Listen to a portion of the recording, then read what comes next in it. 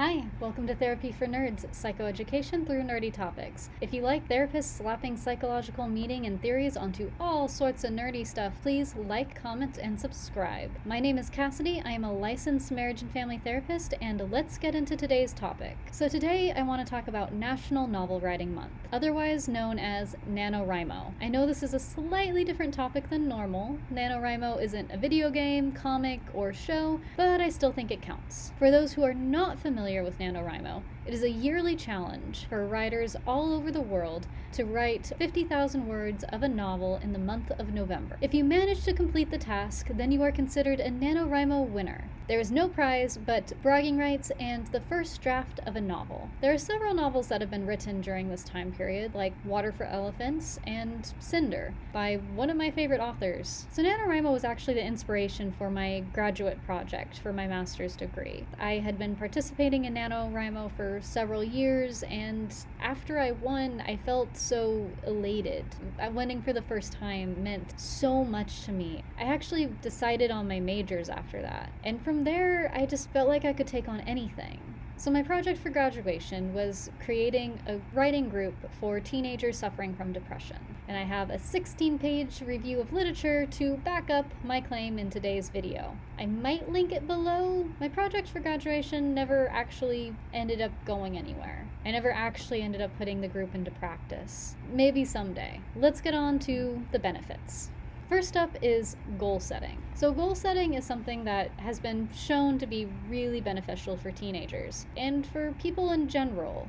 When we're able to complete a goal, especially something that we weren't sure if we were going to be able to do, it makes us feel like we're invincible and can take on the world. In the IEP world, I had to write a lot of goals. And all my goals had to be something that could be accomplished so that people would feel better. In CBT, we often prescribe very small goals and kind of build our way up to reaching those bigger goals. But sometimes starting small can lead to being able to build and grow and all that kind of stuff. Sure, Nanowrimo is a bit of a stretch, starting with 50,000 words, but if you're in the Young Writers program, then you can choose your own goals. So you can choose to write 10,000, 25,000, or yada yada. I do know some people that write 100,000, but it goes off to them. So one of the things about Nanowrimo is it encourages people to write every day. And when you write every day, you start setting up that habit. And writing is considered a coping skill, a very positive coping skill. And for anyone that doesn't know what a coping skill is literally just anything you do to help yourself feel better. For some people, that's taking a long bath. For other people, it's going for a run. And there are things that are typically considered unhealthy coping skills, such as drinking. But then there's writing. Writing is considered an art, somewhere that you can express yourself. You can express any emotion that you're feeling, whether it's anger, sadness, joy, and you can do so in a private way, but then also in a public way if you want to be able to share that. Writing is one of my go-to coping skills, and it's something that I highly recommend for anyone. You don't have to be good at writing to do Nanowrimo.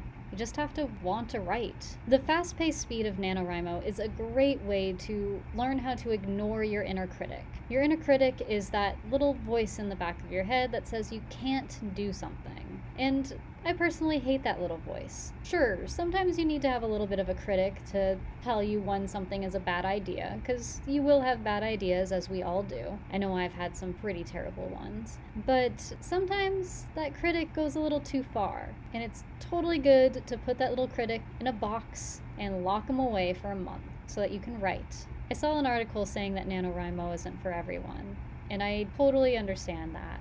I also feel like Nanowrimo can be molded a little bit for you. If you don't feel like 50,000 words is good for you, don't write 50,000 words. Write 20,000, write 25, write whatever you feel is a more realistic goal for yourself. The point of Nanowrimo is it's an honor system. No one's going to check if you just type the letter A 50,000 times. It's up to you. If you want to write a certain amount, or you want to write something that's not a novel, do it. Be a nano rebel, and that's totally fine too. Writing can help with mindfulness, as it is something that you have to do in the current moment. If you are not focused on your task at hand, then you're not really writing. although I have had several times where I am trying to write and just cannot. The great thing about Nanowrimo is that you don't really have time to think about what you're writing. You just have to write. If you stop and think too much about where you're going with the story, you're not going to be able to finish. And trust me, I've had several years where me going back and trying to edit what I was writing while I was writing it kept me from winning. If you're new to Nanowrimo and want to win, don't look back. I was actually even able to find a 2006 study, sorry that it's a little outdated now, that showed that writing can boost a person's immune system, lower levels of chronic pain, and reframe events so the individual could handle trauma in a healthier way. And yes, I am reading that directly off of my final project because why throw out what you can recycle? Yeah, that's the moral of the story, kids. If you can reuse stuff from school, do it. Writing can be a way for people to release those bottled-up feelings and emotions that they carry with them, which leads to a healthier lifestyle. One thing I love about Nanowrimo, and something that I believe helps anyone with their mental health, is this focus on Nanowrimo being a community. Yes, you can go to the website and you can find your home region, and then you can find other people that are participating in the event and find write-ins. Write-ins are just people that get together at a coffee shop or a house, but typically like a coffee shop. Or I've had it at Denny's. Or there was one a couple years ago that I didn't go to of just writing in the IKEA. Yeah, that one sounded fun. I can't remember if they got kicked out or not. There was a write-in when I was living near Disneyland at the Grand California Hotel. That one was really fun. That one was gorgeous. If you're in the area and they're doing that write-in again, I highly recommend it. It's so nice and comfortable. And who doesn't love being in Disneyland? Even just the hotel. But anyways, Nanowrimo is a community which gets people together. It gets a bunch of introverts together, people that have a hard time going out and being around other people. Typically, writing is considered something that you do in isolation. That stereotypical writer that writes at the crack of dawn and never talks to people. But writing can be an experience. Writing can be collaborative. And that's something that happens with Nanowrimo. Even the website itself has a lot of great places for you to be able to talk to other writers about what you're going through. You have a place to commiserate with the other writers that are falling behind, or to celebrate with the other writers that are catching up. And the majority of people on the Nanowrimo website are so encouraging. And in fact, one of my favorite things is just submitting those 50,000 words and then getting the little like, yay, you won video if only the winners get to see.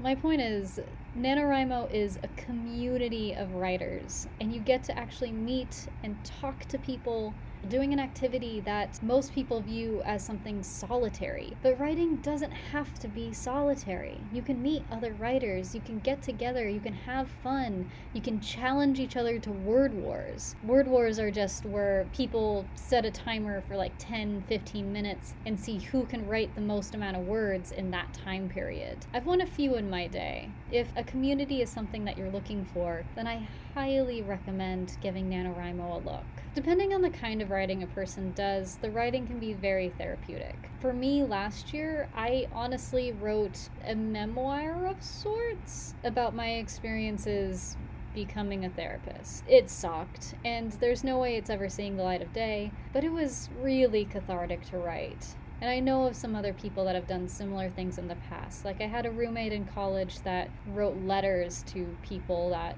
she felt like she had something to say to. I don't think she sent those letters. It was also a great experience for her as well. So yeah, go out there and write 50,000 words. If you want to go ahead and add me as a writing buddy, please go ahead and find me. My name is Therapy for Nerds on Nanowrimo. The new website is a little weird. I'm still trying to get used to it, but go ahead and add me as your writing buddy. I would love to have some more. I only have one person, I think, in my real life that's doing it. As always, if you liked this video and want to see more like it, please go ahead and like, comment, subscribe, all that other YouTubery stuff. Bye!